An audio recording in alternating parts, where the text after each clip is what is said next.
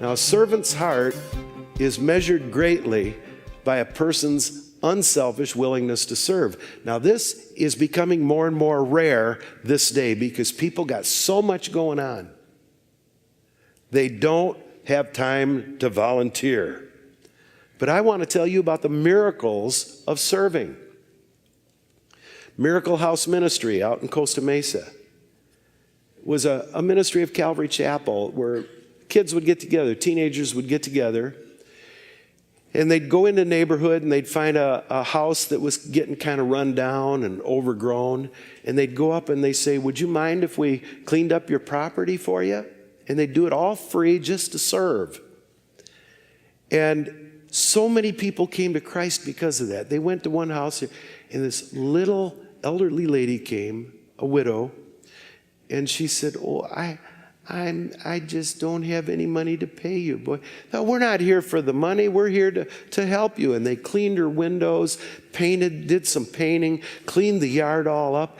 And when they came into the house afterwards, the ladies trying to get a few coins together for them, and they said, "Nope, we're not taking any money. We do this because we're servants of the Lord Jesus Christ, and we just wanted to serve you." And the lady started crying, and she said, "Could you introduce me to this man?" And right there in her living room, they prayed the prayer of salvation with this elderly lady because they became servants. Now, there's more to it than just serving. People say, "Well, I don't have time anymore." I want to tell you something. When you plant seeds of service and servant-heartedness into other people, God's going to make time for you. He's going to give you time-saving devices and people that are the right connections and all. This anemic pastor's wife, the pastor wasn't anemic, the wife was anemic. And she wanted healing. She prayed for healing. They anointed her with oil. They did all the things. And she just was so run down all the time.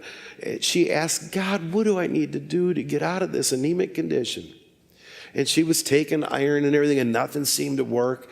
And one morning, the Lord said, "Get out of bed and fix your husband's breakfast." And she said, "But Lord, I'm anemic."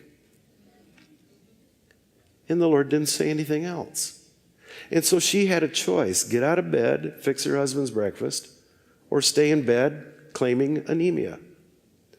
And so she said, "Okay." And she got up and she fixed her husband's breakfast, much to his surprise. He went off to work and she started to lay down, and the Lord said, "Take the trash out." And she said, "But Lord, I'm anemic." The Lord didn't say anything else. And so she got all the trash together, which was normally her husband's responsibility, and she took the trash out to the curb. And for several hours, God just kept telling her little things to do. Now, people got to understand how faith works. Faith is not just believing, it's speaking and acting as well. Well, she started acting well. And you know, by noon, she realized she wasn't tired. She was totally healed. God opened up doors to ministry to her. She started speaking to women all over America in conferences and became the wonderful pastor's wife that she always wanted to be. And how did that miracle begin? It began when God told her, "Serve your husband. Get up and cook him breakfast this morning." Now, I'm not saying that could have worked the other way too. He could have told him to get up and cook her breakfast. But the point is, she was the sick one that needed to serve, and she got her miracle. It's always fun to look for better ways of serving. Now, here's how.